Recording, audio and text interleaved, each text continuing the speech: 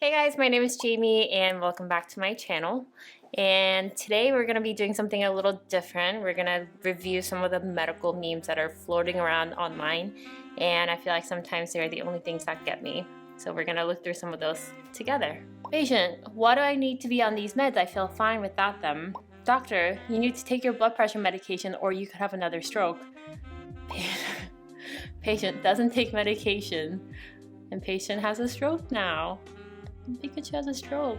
Patient medication compliance is a really big deal. It's hard to kind of convey to patients how important it is to take certain medications and what the consequences can be. And I get it, because I guess if you lived all your life not taking any medications and then all of a sudden you have to take something every day for something you can't even feel, like something like blood pressure where you can't feel it if it's high. Obviously there's a lot of downstream long-term consequences, but at the moment you don't really feel anything. I think it can be really hard for patients to remember to take that medication every day. But obviously it can have serious effects like having a stroke if you're not controlling your blood pressure.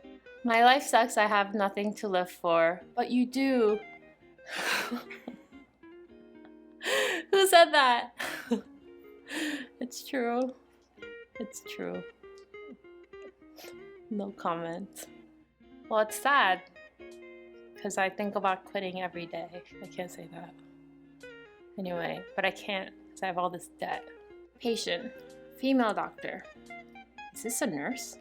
So this is pretty much a daily occurrence for me. I think even as recent as just last night when I was working, I kept on being referred to as the nurse. And nurses are incredibly hardworking and they do so much for their patients, and I have so much respect for them. But I have to say, like, it's useful for patients to know exactly what your role is and what your job is, what you can do for them. I think even just for their clinical care, it's useful for them to know. So if it's relevant, I'll correct them. If it's just like, can I have some water, then I'll just not correct them and, you know, bring them the water or pillow or whatever. In my residency and for my class, we don't have those red tags that say doctor or physician or MD.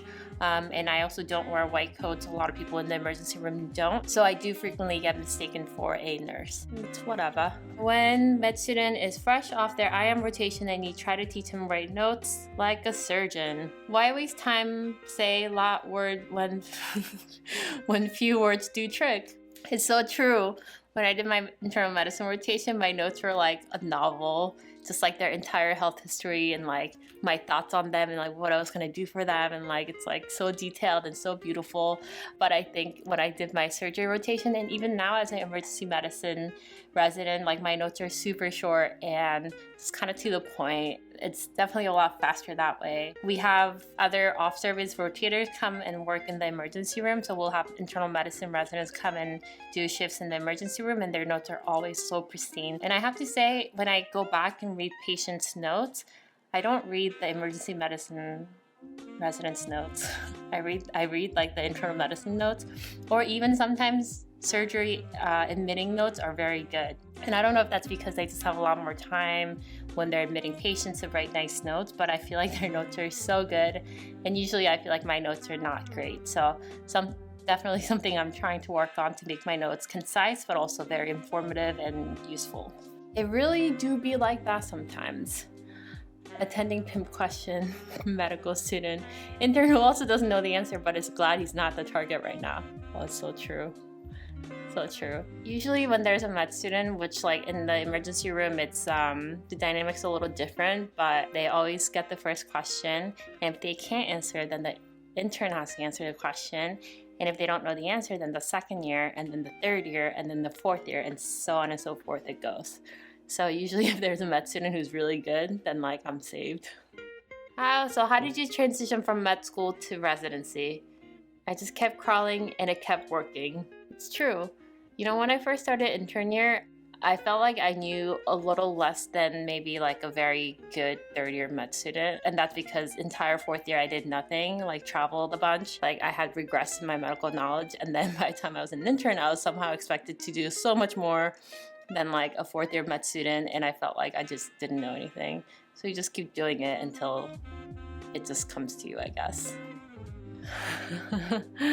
July 1st interns versus June 30th interns. I do feel somewhere in the middle of this. So most interns start July 1st. Usually it's after July 4th for the July vacation. I think most people start then. And then you're brand new on the job and you don't know anything. And by the time it's the following June 30th or July 3rd or whatever, you're like much more seasoned because you've been through a whole year of just battles.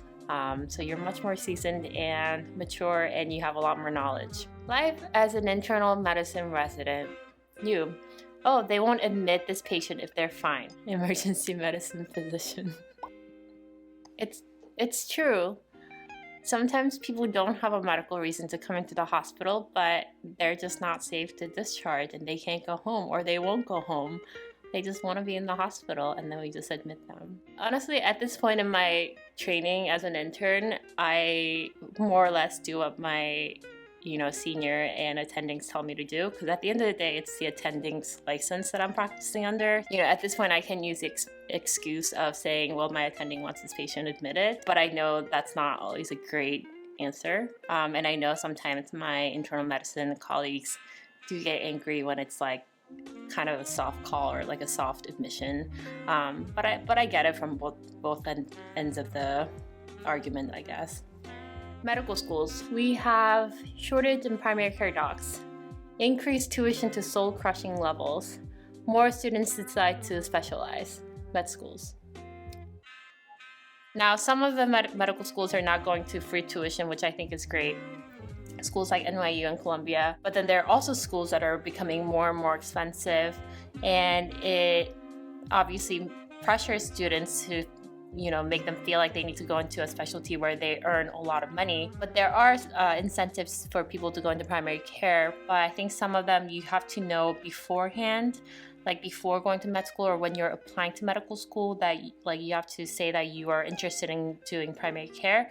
And I think there's like financial incentives and things like that available, but it's really hard to know before going to medical school whether you're going to want to go into primary care or not. So I think maybe that's not the best way, but there are definitely incentives available for people looking to go into primary care. NYU med students, NYU. So transitioning nicely into the next one, NYU recently became a tuition-free medical school, which is a huge deal because if you guys think about it, I talked about average cost of medical schools before, but it's like in the hundreds of thousands of dollars. And if you include living costs in an expensive city like New York, it can be very, very, very expensive. So kudos to NYU and I think also Columbia for starting the trend of tuition-free medical schools. I think that's really great.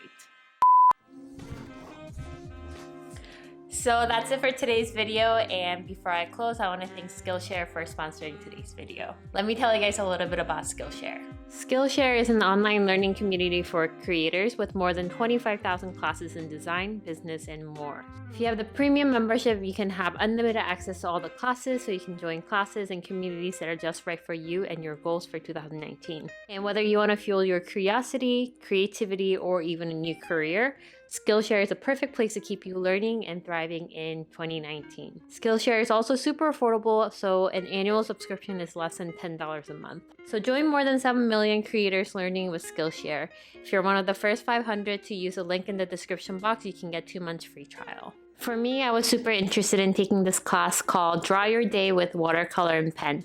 It's been the perfect way to journal and process my day, and I'm so happy to have an expert teach me just how to do it. Let me know if you guys enjoy these videos. I'll definitely try to make more of them if you guys like them. And I will see you guys next time. Bye!